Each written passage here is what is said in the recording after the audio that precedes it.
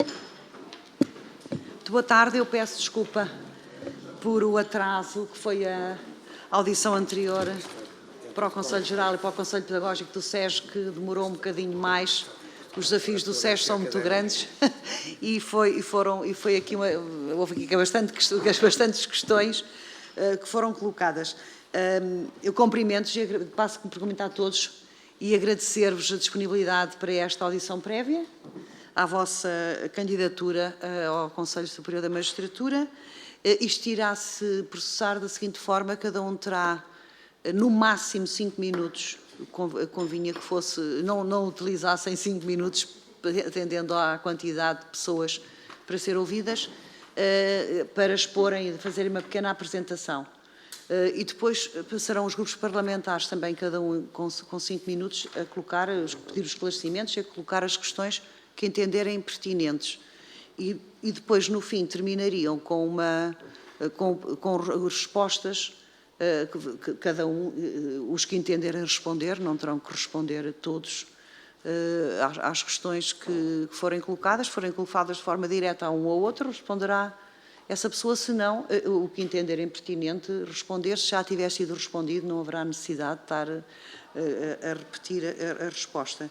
E, portanto, eu só dar nota que deste número de indicações de membros que foram aqui elencados, há um que vai ser substituído por indisponibilidade e renúncia à candidatura e, portanto, tirando isso, estão todos presentes.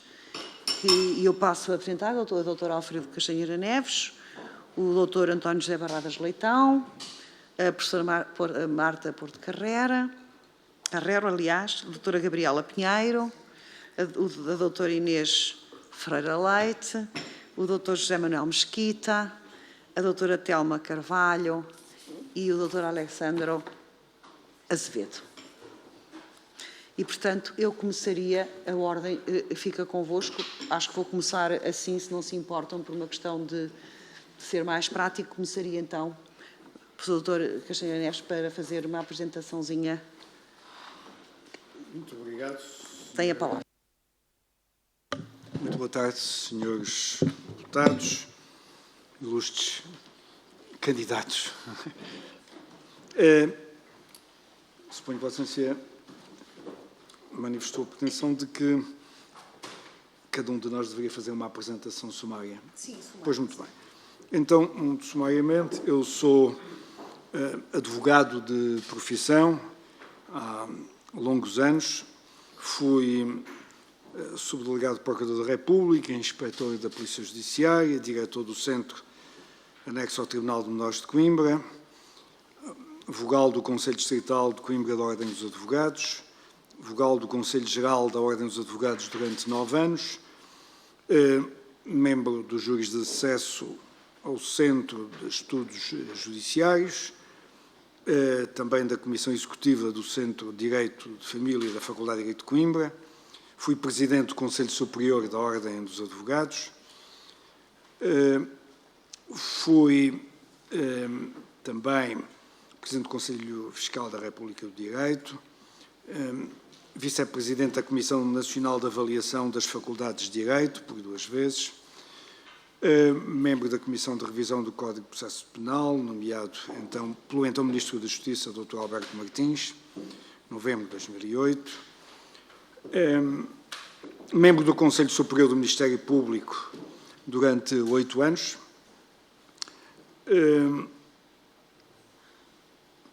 membro também do 14º Júri de Acesso ao Supremo Tribunal de Justiça,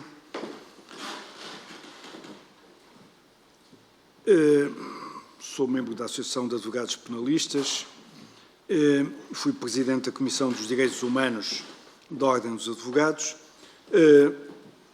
enfim, escrevi várias, enfim, que são publicadas algumas publicações e comunicações da minha responsabilidade, mas, como Vossa Excelência bem sabe, sou essencialmente e com muita honra advogado. E por isso aqui estou. Muito obrigado. Muito obrigada. E eu passaria agora, então, a palavra ao Dr. Barradas Leitão. Muito obrigado, Sra. Presidente. Muito boa tarde aos senhores deputados. A minha apresentação é muito singela, porque também fui advogado durante quase 30 anos e, a certa altura, em 2006, passei a desempenhar funções de membro do Conselho Superior do Ministério Público e, de então até cá, tenho sido sempre membro ou do Conselho Superior do Ministério Público ou, desde 2020, do Conselho Superior da Magistratura. Portanto, digamos que a minha carreira é muito linear, digamos, 20 e tal anos como advogado e já mais de 20 anos também como membro do Conselho Superior. No Conselho Superior da Magistratura, de que faço parte desde 2020, tenho desempenhado funções em regime de permanência e de exclusividade. E integro todas as secções do Conselho Permanente. O Conselho Superior da Magistratura funciona em plenário e em Conselho Permanente. O Conselho Permanente tem 3 secções e eu faço parte das 3 secções. Secção inspectiva e disciplinar, secção de acompanhamento do funcionamento dos tribunais judiciais e secção de assuntos gerais, que é uma espécie de secção permanente que reúne todas as semanas e que vai tratando os assuntos urgentes no intervalo dos plenários. Portanto, fundamentalmente é isto. Também, no âmbito destas funções, tenho feito parte de diversos júris de acesso, quer ao Supremo Tribunal Administrativo, integrei 3 júris de concursos curriculares de acesso ao Supremo Tribunal Administrativo e agora no Conselho Superior da Magistratura integrei também 3 júris de concursos curriculares de acesso aos tribunais de relação. Um deles ainda não está concluído, está agora em fase já de conclusão para ser aplicado já no próximo movimento judicial de setembro. Pronto, e, portanto, muito sinteticamente é isso. É claro, desempenhei outras funções durante estes anos todos, não é? Trabalho há 50 anos, porque comecei a trabalhar ainda enquanto estudante e, portanto, é o que posso dizer sobre a minha carreira, que realmente é muito linear. Sobre as outras questões de funcionamento, pois, naturalmente, estou à disposição para responder a todas as perguntas que queiram formular sobre o funcionamento do Conselho ou sobre quaisquer outras questões, naturalmente. Muito obrigado. Muito obrigado. Eu vou só primeiro dar a palavra aos membros designados para cargos efetivos e só no fim. Portanto, vou agora dar a palavra à professora Marta Porto Carrero. Muito obrigada. Boa tarde, Sr. Presidente, boa tarde aos senhores deputados. Muito rapidamente, a minha atividade profissional neste momento, eu sou docente universitária desde 98, exerço também funções de gestão académica já há vários anos, fui advogada também, mas tenho a inscrição suspensa desde 2007 e, portanto, a minha atividade fundamental é a docência e a investigação científica na área do direito. Portanto, fundamentalmente é isso e é com muita honra que aqui estou como candidata ao Conselho Superior. Doutora Gabriela Pinheiro. Muito boa tarde, Sr. Presidente, aos senhores deputados e aos demais candidatos. Também gostaria de dizer que é com muita honra que aqui estou presente. Essencialmente, como referiu há pouco o Sr. Castanheira Neves, eu sou essencialmente advogada, portanto está inscrito, chamemos assim, no meu ADN.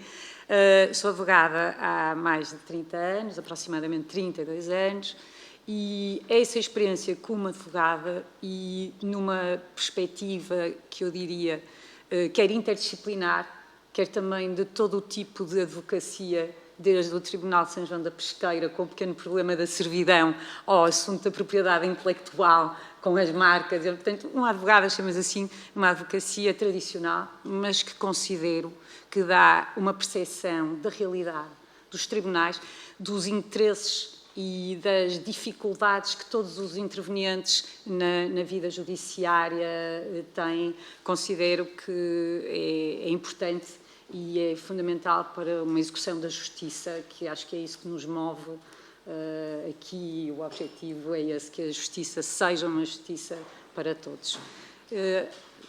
É o principal, portanto, para ser breve, acho que não tenho mais nada a acrescentar. Muito obrigado.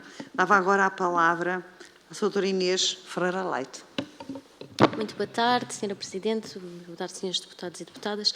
A minha carreira, essencialmente, não vou estar a elencar, porque os currículos também estão online e foram enviados, não é? Mas, essencialmente, eu sou professora universitária, dou aulas desde 2001, Direito Penal, Processual Penal e Criminologia, e em 2020 aceitei este convite de vir para o Conselho, sem ter bem consciência, não é, do que vinha, mas ainda bem que aceitei, porque tem sido uma experiência extremamente interessante, de grande aprendizagem e de compreensão da importância que nós todos temos no Conselho Superior de Magistratura para tentar construir um sistema de justiça melhor, e tem sido essa a minha missão desde então.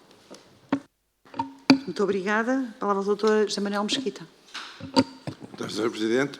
Cumprimentar a todos, a sua pessoa, os deputados.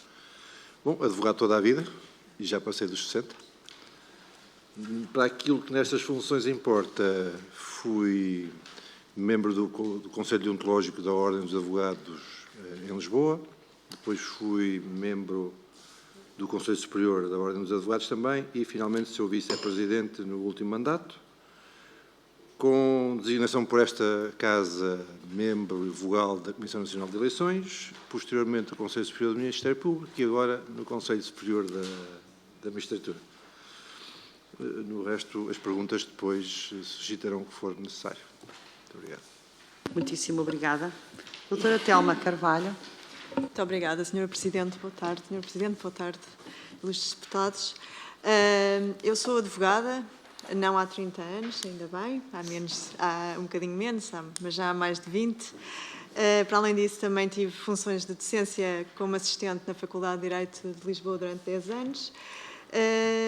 E desde 2020 que faço parte do Conselho Superior de Magistratura, com muita honra, e tem sido uma experiência muito enriquecedora, tenho aprendido bastante e tem sido, como é que eu hei de explicar, tem sido algo que superou as minhas expectativas relativamente ao que poderia aprender e ao que podia fazer.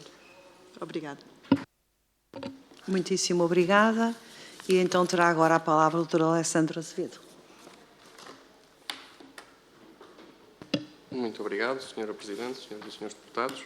Eu sou também advogado desde que me formei, em 2015, os primeiros 2 anos como estagiário e advogado desde 2007 de pleno direito. Essencialmente tenho uma prática centrada no direito administrativo, mas é, ainda que uma advocacia especializada, uma advocacia com alguma variedade, em matérias de contencioso, em matérias de direito administrativo geral várias, quer procedimental, quer processual.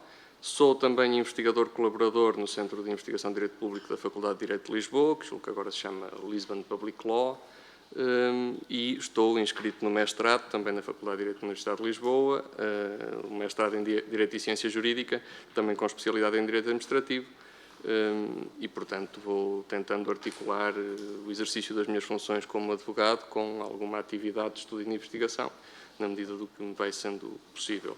Nunca fui candidato a nenhum órgão desta natureza, nunca ocupei nenhum órgão desta natureza, mas alguma vez tenho de ser a primeira e, portanto, cá estou. Muito obrigado. Muito obrigada. Só dar nota que isso é um bom sinal, porque é sinal de juventude. Porque às vezes as pessoas já foram indicadas para muitos órgãos, significa que já estarão há alguns anos. Tem essa vantagem, tem essa grande vantagem em relação a todos nós. Portanto, não se preocupe. Se calhar, quando chegar à nossa idade, já foi nomeado, já foi indicado para não sei quantos órgãos. Eu daria agora a palavra ao parlamentar, que fazer também só um registro de interesses. Eu também sou advogada, como aqui o doutor Castanheira Neves sabe, e toda a vida serei advogada e sempre advogada. Que a profissão que nos apaixona, pelo menos a mim. E que às vezes tenho muitas saudades. Então, vou dar a palavra ao Grupo Parlamentar do PSD, a Sra. Deputada Paula Margarido. Muito boa tarde. O Grupo Parlamentar do PSD apresenta aqui os nossos cumprimentos à Sra. Presidente, às senhoras e aos senhores candidatos ao Conselho Superior da Magistratura, bem como às nossas ilustres colegas e colegas deputadas e deputados. Apresentados que estão, então, os cumprimentos, o Grupo Parlamentar do PSD agradece penhoradamente a disponibilidade manifestada pelas senhoras e pelos senhores candidatos para a aceitação desta, passo o pleonasmo, candidatura ao cargo de membro do Conselho Superior da Magistratura e, desta forma, servirem tão dignamente o nosso país, que tem, na administração da justiça e no aperfeiçoamento das instituições jurídicas, de facto, estes dois grandes pilares. E não temos dúvidas que o Conselho Superior da Magistratura beneficiará dos vossos extraordinários contributos, porquanto nos apresentam currículos de excelência. Urge agora solicitar a cada um de vós uma breve reflexão quanto ao seguinte. Há possível sobreavaliação dos senhores juízes. Transmitiram-nos ao grupo parlamentar que, de facto, está um inspetor a avaliar um magistrado que, entretanto, até tem uma classificação de bom, mas verifica-se que o anterior e o que está ao lado é muito bom. E ponderando o que está ao lado e o anterior com muito bom e este aqui com bom, então classifica-se com muito bom. Ou seja, parece-nos que existe ou verifica-se uma sobreavaliação dos nossos magistrados judiciais. Gostaríamos de vos ouvir quanto a isto. Segunda questão. Critérios de avaliação para a graduação dos juízes.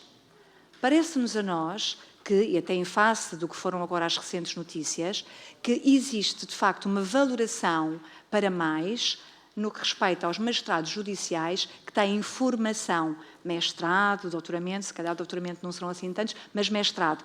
E, consequentemente, aqueles que passam a sua vida a decidir, efetivamente ficariam ligeiramente desvalorizados nessa graduação. Terceira e última reflexão. Inspeções. Parece-nos a nós que, de facto, as inspeções absorvem aqui grande parte dos recursos do Conselho Superior da Magistratura. Não seria o momento para se ponderar seriamente esta matéria das inspeções, de tudo o que está menos bem e de apostar num sistema informático que poderia auxiliar os inspectores com recursos mais adequados e que lhes levaria menos tempo a concretizar estas inspeções. Apresentadas estas três reflexões e solicitando o vosso entendimento, se possível, deixar aqui os nossos maiores desejos para que amanhã a eleição venha a acontecer e, nessa medida, as maiores felicidades para tão profícuo trabalho que servirá o nosso país de uma forma muito, muito elevada. Muito obrigada. Muito obrigada, Sra. Deputada. Passaria agora a palavra ao Grupo Parlamentar do Partido Socialista, a Sra. Deputada Isabel Moreira. Muito obrigada, Sra. Presidente. Queria, em nome do Grupo Parlamentar do Partido Socialista, agradecer a vossa presença, agradecer a disponibilidade para aceitarem o convite e o desafio e desejar desde já que amanhã tudo corra pelo melhor e que o vosso exercício, certamente com excelência, como os vossos currículos indicam, seja também a nossa felicidade, porque um bom exercício pela vossa parte a todos beneficia a cidade inteira. Eu, além de gostar de ouvir da vossa parte alguma coisa no sentido de, pelo menos daqueles que são repetentes, no bom sentido, aqui é bom ser repetente, de algo que gostassem de ver melhorado no próprio Conselho, se sentem falta de meios, se sentem que era preciso mais investimento de alguma forma, mais, enfim, algo que sintam que faz falta até do ponto de vista material ao próprio Conselho. Eu gostava de perguntar, até por ter lido alguns dos pareceres que foram dando ao longo dos tempos e de algumas averiguações que foram feitas ao longo dos tempos, se consideram que os juízes em Portugal, de forma abstrata, os juízes e as juízas estão a comunicar com qualidade, com clareza e com oportunidade. Se sentem isso. Se sentem, se entendem que isso tem acontecido. E se não, qual é o prejuízo que veem para o Estado de Direito e para a Justiça e para todos nós em geral.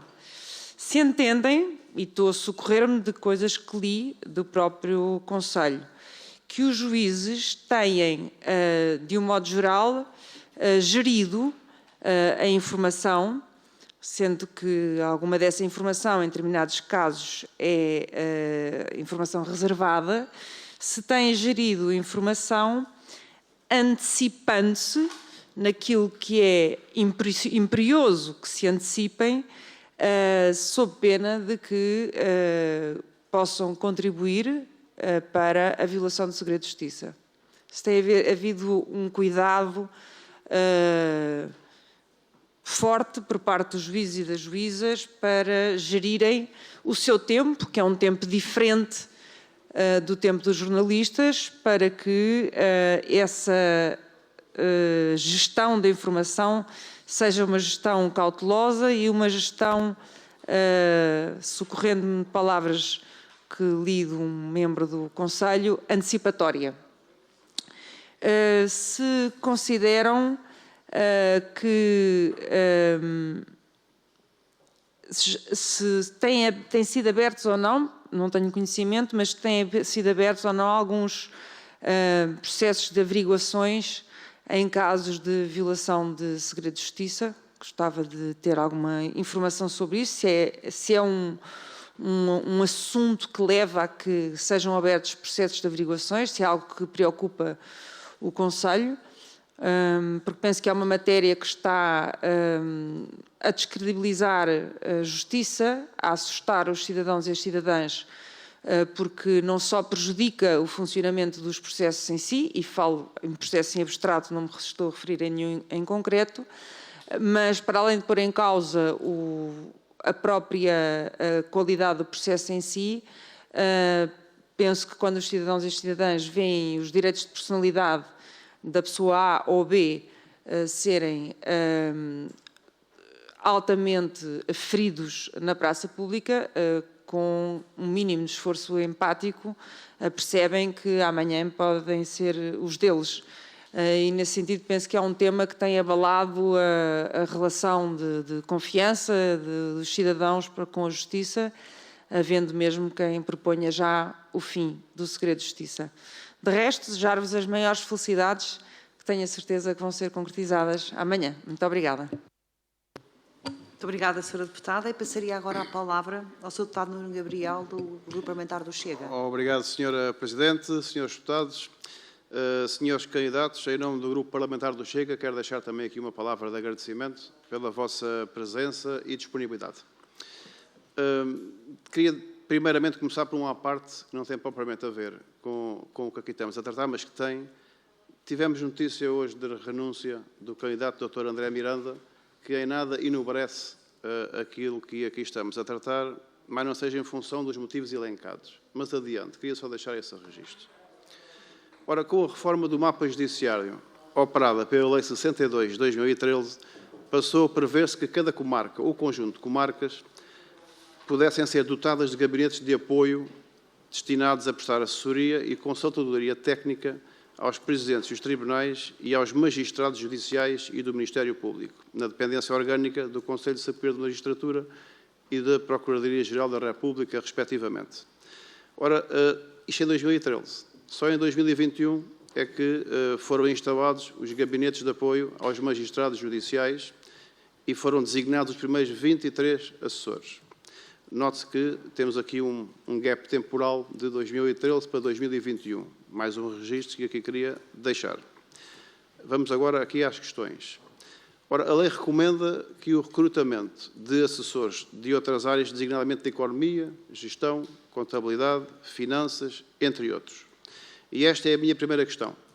Entendem ou não os senhores candidatos que os próprios membros do Conselho Superior de Magistratura, e não apenas os assessores, não devem ser exclusivamente juristas e devem existir ou não outras visões que não a exclusivamente jurídica no seio deste órgão. Se é ou não benéfico, como é que vê esta possibilidade concretizar-se ou não? A segunda pergunta prende-se com o movimento anual de juízes deste ano. Pelo que sabemos, para que o Conselho Superior de Magistratura conseguisse assegurar esse movimento, terá sido necessário impor a cessação de várias comissões de serviço de magistrados judiciais. Corrigir-me-ão se assim não for. Peço-lhe que confirme se assim foi e que nos informe se a crise de candidatos aptos a exercer a magistratura judicial poderá ser combatida, tornando mais atrativa a função de auditor de justiça, designadamente o aumento do valor da bolsa de formação, ou se, diferentemente, entendem que será mais adequado, pelo menos no imediato, abrir mais cursos e reduzir o tempo global de formação. Era só, muito obrigado e amanhã correrá seguramente da melhor forma possível. Obrigado. Obrigada, Sr. Deputado. Eu passaria... Faz favor, Sr. Sr. Presidente, muito rapidamente, só para recordar que a candidatura referida foi retirada e, em segundo lugar, pedindo desculpa de forma antecipada, como tenho de apresentar um parecer às 4 na Comissão de Transparência, não poderei ouvir até ao fim as vossas intervenções, mas naturalmente elas estão gravadas e eu ouvirei depois com toda a atenção. Muito obrigada. Já agora, 10 segundos, eu também vou ter que me retirar, ficará aqui o meu colega deputado, e peço desculpa não poder ficar a ouvir também as vossas respostas, mas transmitir-me-á aqui o colega deputado. Obrigado. Muito obrigada, Sr. Deputado. Então, passaria de imediato a palavra para as respectivas considerações que entendam fazer ou respostas. Não sei por que ordem querem fazer. Primeiro. Aos que já estão em funções. Candidato já. É preferível. Repetentes. Então sou todo barrado, já então terá a palavra. Senhora Presidente, eu vou tentar ser muito sintético em relação às questões da senhora deputada Paula Margarido. As avaliações dos juízes são, enfim, um sistema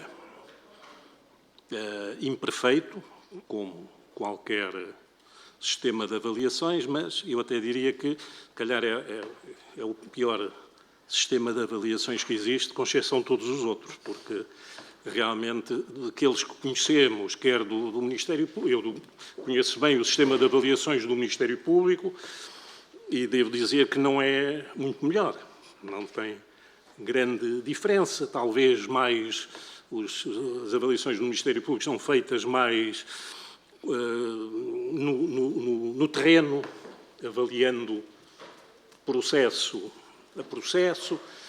As avaliações dos juízes são feitas mais através do sistema informático, das estatísticas, e não tanto no terreno. Essa é a diferença. O que permite que o Corpo de Inspectores do Conselho Superior da Magistratura consiga produzir um maior número de inspeções, porque as inspeções são menos demoradas, são menos, digamos, são feitas mais à distância, portanto, isso permite uma produção de relatórios superior. No Conselho Superior do Ministério Público, com o sistema de estar o inspetor no tribunal durante semanas a avaliar, geralmente 3 semanas para fazer o trabalho de campo e depois uma semana para elaborar o relatório, geralmente uma inspeção a um magistrado do Ministério Público demora 1 mês, enquanto que no Conselho Superior da Magistratura é possível fazer uma inspeção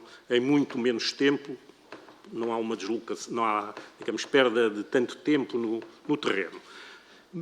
Ambas têm defeitos, de facto, mas o problema maior, penso que será realmente esse que a senhora deputada identificou, que é uma certa sobrevalorização das classificações atribuídas. Isto é um facto.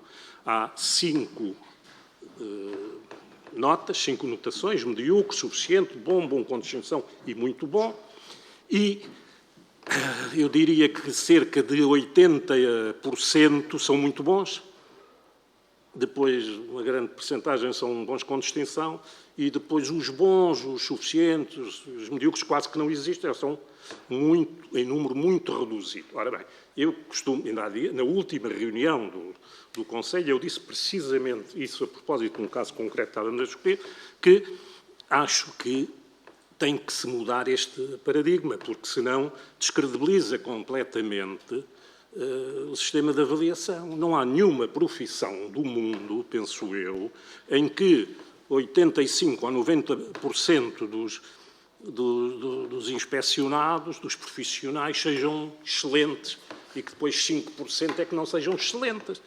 Não há profissão nenhuma em qualquer parte do mundo. Portanto, também não aqui.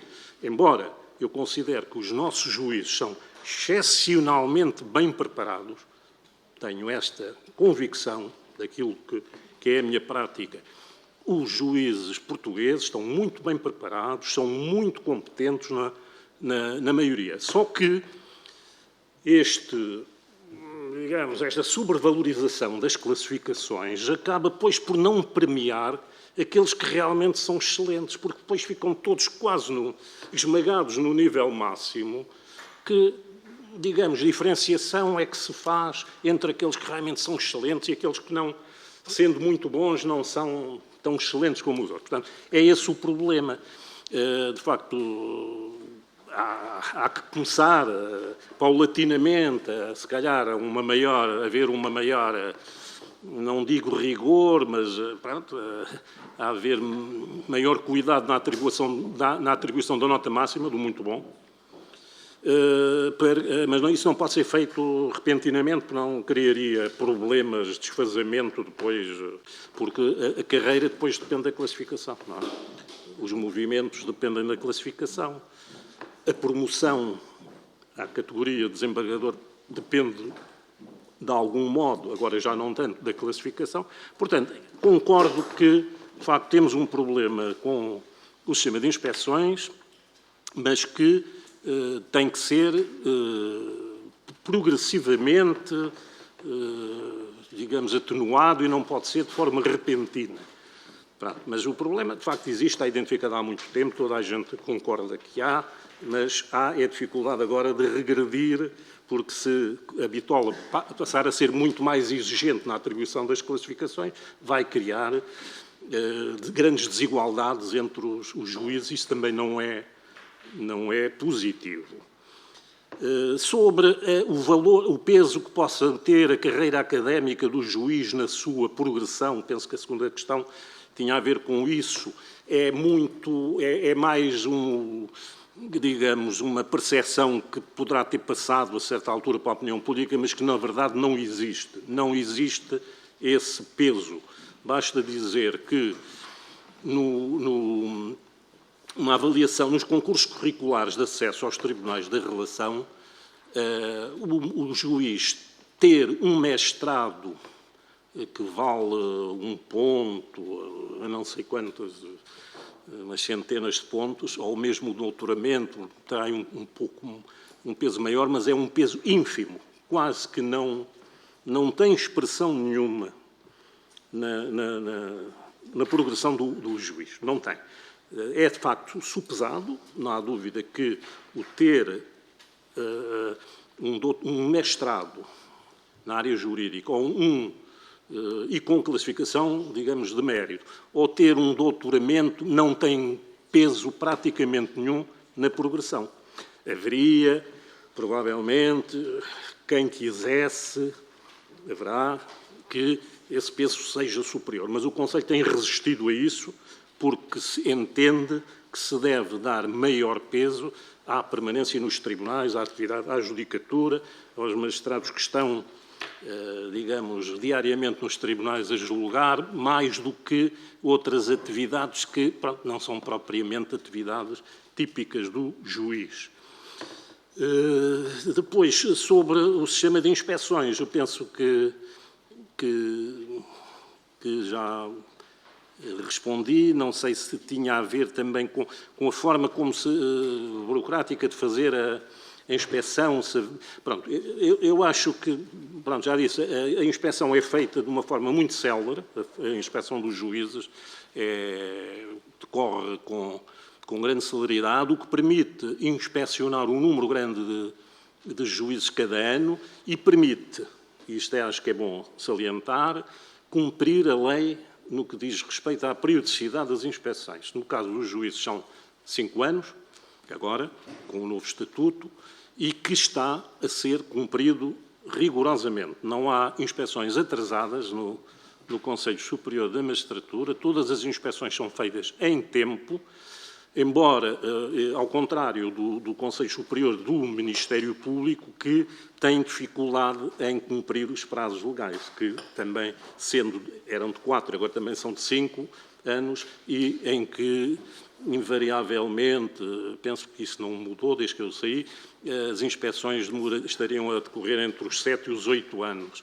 Isso é mau para as carreiras, uma vez que a progressão nas carreiras, e não só a progressão, mas a própria distribuição dos magistrados pelos lugares disponíveis, é feita muito com base na classificação.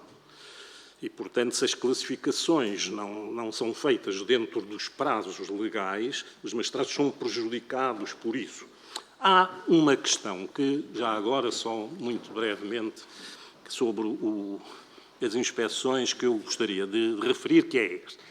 As inspeções são vistas, por vezes, de uma forma incorreta dentro das magistraturas. Incorreta, na minha perspectiva, obviamente.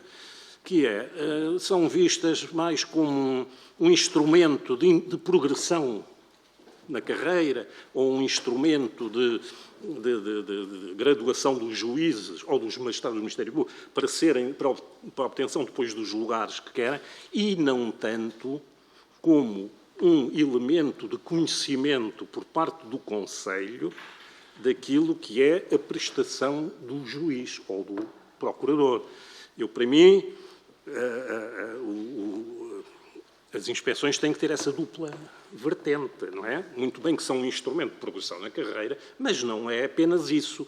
Principalmente deve ser um instrumento de conhecimento da prestação do juiz.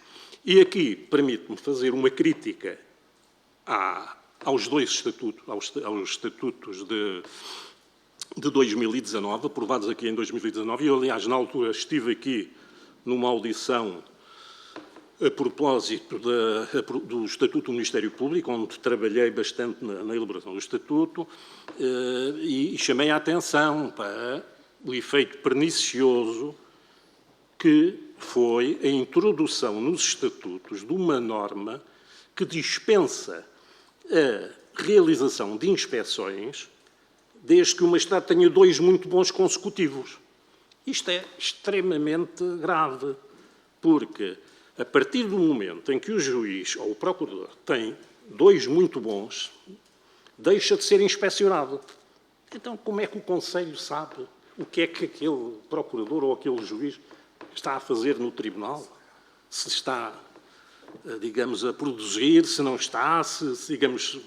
Isto foi uma regra que, na altura, a proposta de lei insistiu em introduzir essa regra. O Conselho Superior do Ministério Público, quando eu estava, pronunciou-se claramente contra essa regra, porque ao fim de 2 muito bons já ninguém é inspecionado. E há outra questão que é a não inspeção dos juízes da segunda instância, dos desembargadores. Também não são inspecionados, o que significa que o Conselho tem poucos instrumentos de avaliação do trabalho do desembargador. Embora tenha alguns que, através da estatística, consegue-se perceber se realmente está a produzir ou não está, e aí é possível intervir. Pronto, sobre as inspeções é isso. Relativamente à senhora deputada Isabel Moreira... Só um bocadinho, vou só interrompê-lo por uma razão. tinha 5 minutos, vai em 12. Ah, Depois, pronto, alguns então- dos seus colegas não poderão usar da palavra para Certo, responder. pronto, eu já respondi Não, a um nós demos, dos seus eu, deputados. como está em exercício, entendi que poderia prolongar o tempo, retirando o tempo a Eu alguém. cedi os meus 5 minutos. Retirando, mas só para, dois. mas também era só para não ser demasiado, porque depois também ficaria demasiado tempo consumido. Sim, mas, Sr. Presidente, me dê licença. Faz favor, termine só, faz favor, termine. Relativamente à... Isabel Moreira colocou, pronto, a primeira questão tinha a ver com a clareza, mas passando, fez 2 perguntas sobre a violação do segredo de justiça. Eu queria só, uma vez que é também uma questão de atualidade, dizer que na fase em que há a intervenção do juiz, já o processo habitualmente não está em segredo de justiça, não é? O juiz só intervém no processo na fase de inquérito, nos atos jurisdicionais de inquérito, e depois, quando intervém na fase da instrução, o processo já é público, e na fase do julgamento também é. Portanto, é muito menor a intervenção dos juízes durante a tramitação de um processo crime, e, portanto, é principalmente na fase do inquérito que se colocam problemas de violação do segredo de justiça. Mas, pronto, só para dizer que não há inquéritos, digamos, por parte do Conselho, não há inquéritos relativos à violação, até agora não tem havido, não quer dizer que não possa haver, mas porque não é a área que diga respeito principalmente aos juízes. Não digo que não, na fase jurisdicional de inquérito, sim senhor, não possam surgir problemas, mas eu tenho a minha opinião pessoal sobre isso. A verdade é que, com a atual moldura penal do crime de violação do segredo de justiça, não permitindo a utilização de meios mais intrusivos, digamos, é impossível combater a violação do segredo de justiça. Por isso, daí que se há quem defende, bem, o melhor é acabar com ele. Pronto, não é bem... Eu vou-lhe agradecer e agora vai ter mesmo de terminar, já vai em 15 minutos Muito bem. e vai comprometer portanto, todo o tempo das outras colegas. Só um minuto. Relativamente à questão do Sr. Deputado Nuno Gabriel sobre os assessores do Conselho, já são 53 e, portanto, a solução que temos, a única solução que temos para a falta de juízes, ou seja, para colmatar a falta grave que há de juízes, indiscutível, como o juiz demora 3 anos a formar, não é possível combater essa falta rapidamente, é através da contratação de mais assessores. É essa a solução. Pronto. E sobre o movimento, também referiu, sobre o movimento de juízes, de facto, há problemas com o preenchimento dos lugares. Como não há juízes, não é possível preencher os lugares todos. Esse é um grande problema. Muito obrigado. Muito obrigada e peço desculpa de estar a interromper, mas estava só também numa de representatividade e de equidade para poderem responder. Penso que queria fazer um pequeno comentário. Muito breve. Espero que o António Barradas Leitão não mostre o cartão amarelo, mas a verdade é que quando diz que os juízes estão acima da problemática, acima entre aspas, da problemática de violação do segredo de justiça, de facto assim é, de uma maneira geral. Mas as mais das vezes onde ocorre violação do segredo de justiça é exatamente quando o processo vai ao juiz para a aplicação das medidas coativas. Eu não estou a dizer, obviamente, não estou a referir-me aos juízes em concreto, aos juízes de instrução, não sei quem são os responsáveis, mas é, de uma maneira geral, essa a área, é esse o tempo de predominante violação do segredo de justiça. E, portanto, aí estão os juízes, estão os tribunais, evidentemente, que não estou a dizer que são os magistrados judiciais os responsáveis, mas não podem também, de uma forma absoluta, ser excluídos, como os demais intervenientes, dessa potencial responsabilidade. Obrigado. Muito obrigada. Agora que não sei, pretende Portanto, tem a palavra para então. Muito obrigada. Começando pela sobrevalorização da avaliação dos juízes, eu discordo, afinal nem toda a gente concorda. Neste momento nós temos um cenário preocupante nos juízes, principalmente naqueles que têm mais de 15, 20 anos de carreira, de exaustão e burnout, e numa altura em que os juízes estão absolutamente overworked, portanto completamente para além daquilo que é humanamente razoável, falar em sobrevalorização, e numa altura em que não há atratividade para virem juízes para a carreira, precisamente também por isso, dizer que eles estão a ser sobrevalorizados, a meu ver, é temerário e irresponsável. Aquilo que acontece, efetivamente, é que a partir do primeiro muito bom, e isso é uma coisa diferente, não há nenhuma sobrevalorização nos bons, nem com os bons com distinção, nem nos primeiros muito bons. A partir do primeiro muito bom, há uma tendência de estagnação no muito bom, em que, a partir daí, se o juiz já não cumpre os critérios do muito bom, dificilmente sai do muito bom. Isso é uma coisa diferente. E isso, de facto, tem que ser avaliado e, eventualmente, pode-se pensar em acrescentar um grau. Mas dizer que, de uma forma geral, os juízes estão a ser sobrevalorizados quando as inspeções dos juízes são das coisas mais exigentes, mais pormenorizadas que eu já vi sempre, é absolutamente, penso eu, injusto. Em relação à questão das inspeções, completamente contra aplicações de quaisquer inteligências artificiais a esta matéria, seria um inferno de injustiças e desigualdades, nunca mais conseguia resolver nada. O que acontece, para haver falta de juízes, e não acho que se perca tempo com as inspeções, elas são, como disse, muito rigorosas, há uma solução, efetivamente, que o Dr. Barradas Leitão referiu, mas não explicou muito bem, e que é importante esclarecer.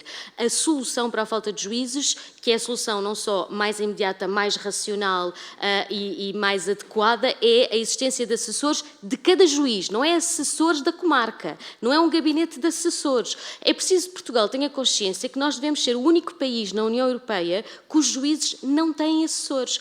Eu também faço parte da Agência dos Direitos Fundamentais da União Europeia e fazia parte da ECRI do Conselho da Europa e falava com representantes de juízes e representantes de conselhos de magistratura de vários países, e quando eu explico que os juízes em Portugal são os secretários de si próprios e, portanto, não têm ajuda nenhuma para organizar um processo. Imaginem o que é ter um processo com 200 dossiês e o juiz tem que olhar para aquilo, ler aquilo tudo, tratar a informação, não tem ajuda nenhuma. É verdade que temos agora umas iniciativas que se utiliza a informática para tentar gerir os processos mais complexos, mas isso não altera a necessidade que nós temos de ter um assessor. Não só é mais racional porque um juiz custa muito mais dinheiro do que um assessor, nós não precisamos assim de tantos juízes, o juiz é aquela pessoa que decide, que tem uma competência específica para decidir, uma grande parte do trabalho num processo é burocrático, é absolutamente, não é necessário ter a intervenção do juiz como responsável ou representante soberano de um tribunal. Os assessores seriam muito mais baratos, com muito menos investimento na formação e, portanto, efetivamente poupávamos dinheiro a médio e longo prazo e resolvíamos grande parte dos problemas da justiça, não só o atraso nos processos, como também os burnouts e a quantidade de juízes que nós temos tido a aposentar-se cedo, a meterem baixas sucessivas ou a terem que ser até mesmo demitidos por essas razões. Em relação à questão da comunicação e tudo mais, e do segredo de justiça, eu concordo de facto que os juízes não são os principais responsáveis, mas há juízes que intervêm na fase de inquérito, como o juiz das liberdades, e é preciso lembrar que nós até há pouco tempo tínhamos o Tribunal Central de Instrução, que tinha 2 juízes e que esses 2 juízes eram os responsáveis por todas as questões relacionadas com os processos mediáticos, o que obviamente gerava, como nós sabemos, imensos problemas. Essa situação foi já resolvida, felizmente, esperemos que agora as coisas sejam um bocadinho melhores, mas efetivamente nunca ouvi falar de nenhum processo de averiguações ou processo disciplinar por violação de segredo de justiça no Conselho Superior de Magistratura. Em relação ao concurso, é verdade que tecnicamente, numa pontuação global, dar 1 ponto a um juiz que tem um mestrado ou um doutoramento não parece muito, mas uma vez que os juízes entram ou não entram por questões de décimas, por 0,1, efetivamente, juízes com exatamente a mesma qualidade, em que um até pode ter ligeiramente mais antiguidade, este ponto pode fazer toda a diferença para entrar, e já tivemos situações em que as pessoas entraram porque efetivamente tinham mestrados ou doutoramentos, pior ainda do que isso, porque têm pontos associados à nota de licenciatura licenciatura. Estamos a falar de pessoas que fizeram licenciaturas nos anos 80 e que têm, e portanto, se tiveram 13, têm uma nota no concurso de graduação, se tiveram 12, têm outra. Isto é completamente absurdo. As faculdades já mudaram de e estão a concorrer com juízes que fizeram o curso 5 ou 10 anos depois. Portanto, isto sim é completamente absurdo e, efetivamente, eu também acho que não se deve valorar.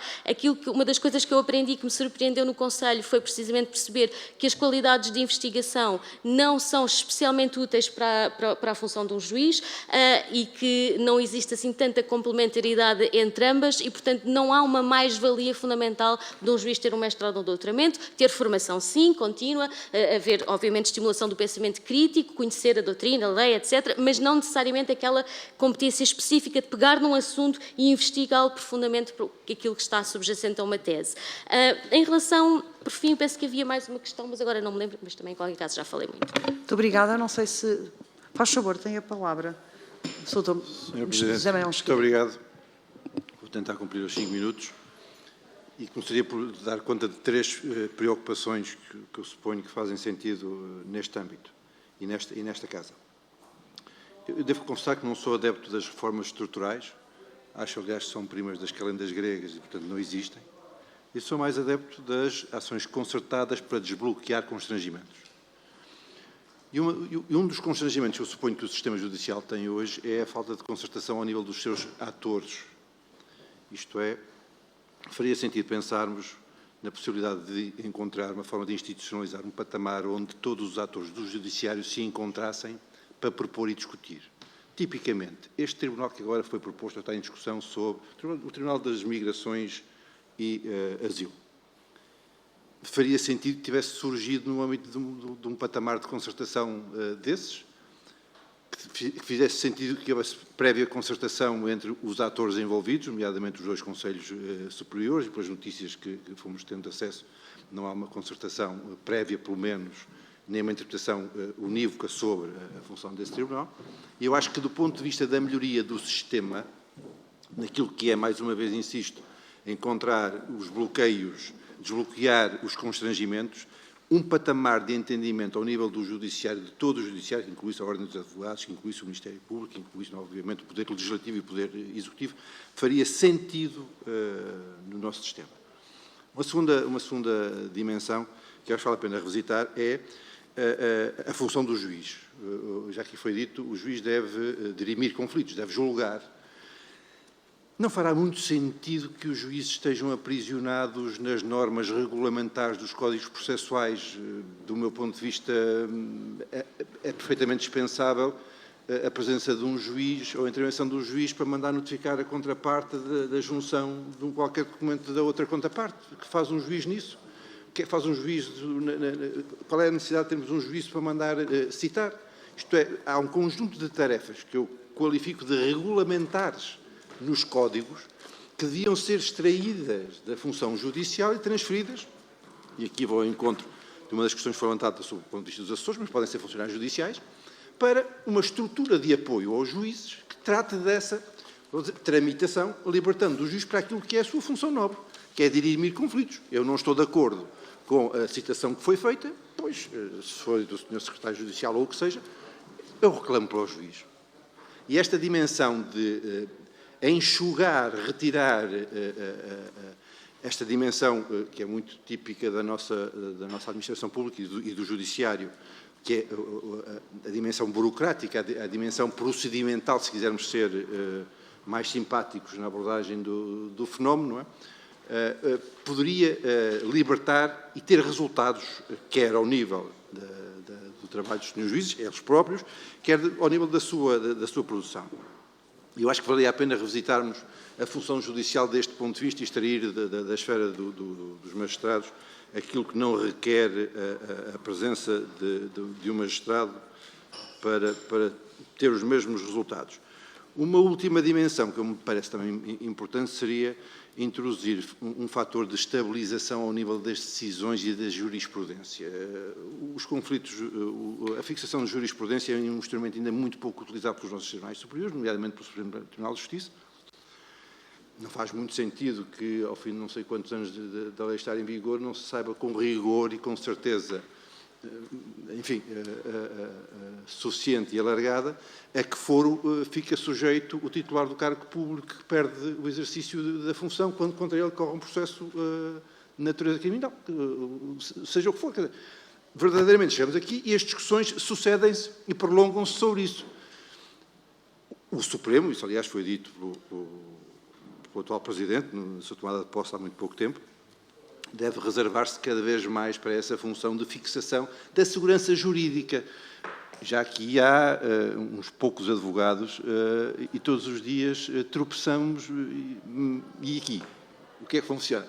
Quanto maior for o número de decisões que nos deem segurança naquilo que vão ser as decisões dos tribunais superiores, obviamente que isso traz um efeito de clarificação ao sistema e digo, atrevo-me a dizer, sem qualquer facto, até mesmo de celeridade, porque havendo razoável segurança sobre o resultado de um recurso, porque está fixada a jurisprudência, enfim, admito que a utilização dos recursos possa diminuir. Para concluir, abordar duas questões que me parecem importantes aqui referir, só pelo impacto que tem na visão que do lado de fora das magistraturas se tem sobre o exercício da magistratura e o problema das notações. É preciso perceber que o muito bom é a nota de referência de um magistrado. Só não tem muito bom aquele que, em função da gravidade do seu comportamento, passa para bom com distinção, ou passa para bom, ou passa para suficiente, ou passa para medíocre. Isto é, a avaliação não é feita de baixo para cima, é da posição do muito bom para baixo. De todo modo, isto gera um enorme número de magistrados que são possuidores da notação de muito bom. Eu já fiz essa proposta de forma informal no Conselho, estamos a discutir e a revisitar esse tema. Eu acho que se poderia criar uma classificação de excelente, como aqui já foi referido pelo Dr. Barradas Leitão, mas fora da disponibilidade dos senhores inspectores. Isto é, que o Conselho, por uma maioria qualificada, pudesse reconhecer que naquela circunstância em concreto aquele magistrado está no patamar superior e não está no patamar... Mas temos que retirar isso da disponibilidade dos senhores inspectores, não por causa da má utilização que os senhores inspectores possam fazer disto, mas por causa do funcionamento das corporações e, portanto, qualquer corporação, para não ser ofensivo, qualquer agremiação de homens gera ao longo do tempo uma cultura interna que resulta no quê? Naquilo que aqui foi dito, bom, mas se este tem e aquele não tem, como é que se faz para corrigir? E as correções entortam sempre o mecanismo de avaliação. Mas é um exercício que se está a fazer, portanto, neste exercício prestar contas aqui nesta Casa, a dizer que este tema está a ser revisitado nesse sentido e vai ser objeto de discussão. Uma segunda nota, para terminar, suponho eu, sim, para terminar, é o tema da graduação e dos concursos. Estamos a falar dos concursos de acesso ao Tribunal da Relação, que são esses que estiveram aqui em discussão. Levantou-se aqui dois temas. Sublinhar que, de facto, algumas notações são 1, 2, 3% do conjunto das notações, mas que há duas alterações que foram introduzidas neste último concurso, que não existiam nos concursos anteriores e que revelam bem o esforço na procura da objetividade. A primeira é que o número de pontos possíveis resultantes de critérios objetivos ultrapassa o dos critérios subjetivos, e assim não era no concurso anterior. Tipicamente, qualidade dos trabalhos forenses. É manifestamente subjetivo, enfim, tem um longo lastro em cima daquilo que são os relatórios de avaliação dos senhores inspectores e dos senhores magistrados, mas o júri vai olhar para aquilo e qualificar como entender. Pela primeira vez, o número de critérios objetivos excede a pontuação resultante de critérios subjetivos. Um segundo elemento que me parece muito importante foi a introdução do percurso avaliativo do senhor magistrado. E com isto vou concluir.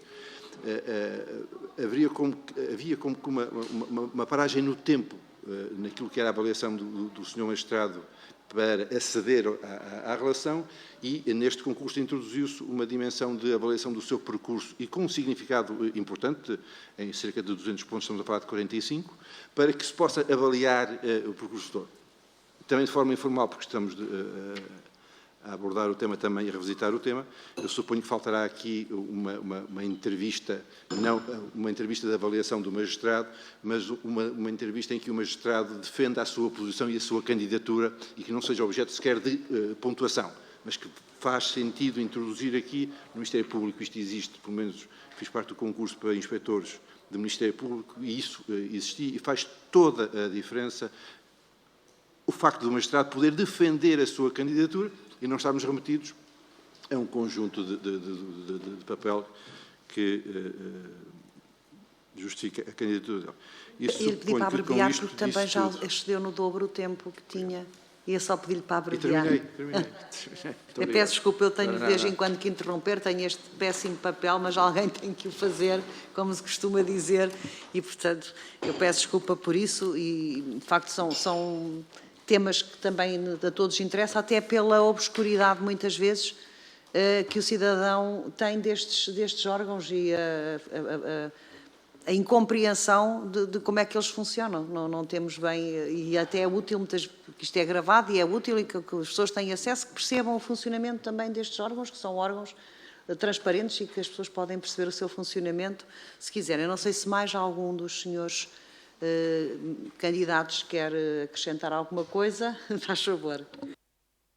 Presidente, dá licença. Eu era só para rematar dizendo que eu pessoalmente considero muito importante haver um intercâmbio de informação com os concelhos. E durante algum tempo houve quer reuniões, principalmente lá, em que a primeira comissão se deslocou, quer ao Conselho Superior da Magistratura, quer ao Conselho Superior do Ministério Público. E isso é muito bem visto por parte dos concelhos e, portanto, eu deixava aqui o apelo, o repto, a que esses contactos pudessem ser retomados. Esteve para ser realizado um encontro em outubro ou novembro, mas, entanto, com a dissolução da Assembleia ficou sem efeito. Mas acho que é útil, quer o Conselho poder vir aqui expor as suas dificuldades, quer a própria Comissão ir ao local também para ver a forma de funcionamento do Conselho. Muito obrigado. Agradeço imenso a sugestão. Aliás, eu cheguei a ir a uma dessas reuniões nos concelhos.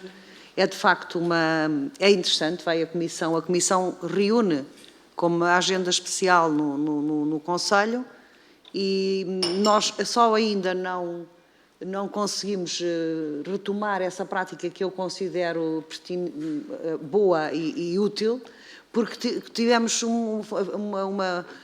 em catadupa audições e as instalações todos os órgãos nos inícios das legislaturas é difícil. Agora, estabilizando os órgãos externos, estabilizando estas audições, ver se conseguimos para marcar uma espécie de presidência aberta, entre aspas, nos conselhos, que seria útil, até para todos os membros da Comissão também irem e conhecerem e há uma aproximação. Muito obrigada pela sugestão e espero que em breve consigamos pô-la em prática.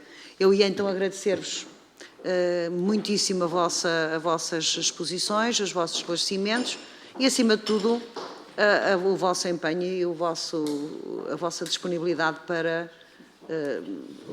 fazerem parte deste órgão que é importantíssimo para o Estado de Direito, para o bom funcionamento do Estado de Direito, para a democracia e para que a Justiça, de facto, também tenha comece a ter uma outra visão, outra percepção, que a percepção que tem hoje em dia, de facto, está um bocadinho doente e é preciso que a gente a ponha nos cuidados intensivos e comece a tratar dela a sério. Portanto, muito obrigada e bom trabalho a todos. E a primeira comissão está sempre à vossa disposição para aquilo que entenderem necessário.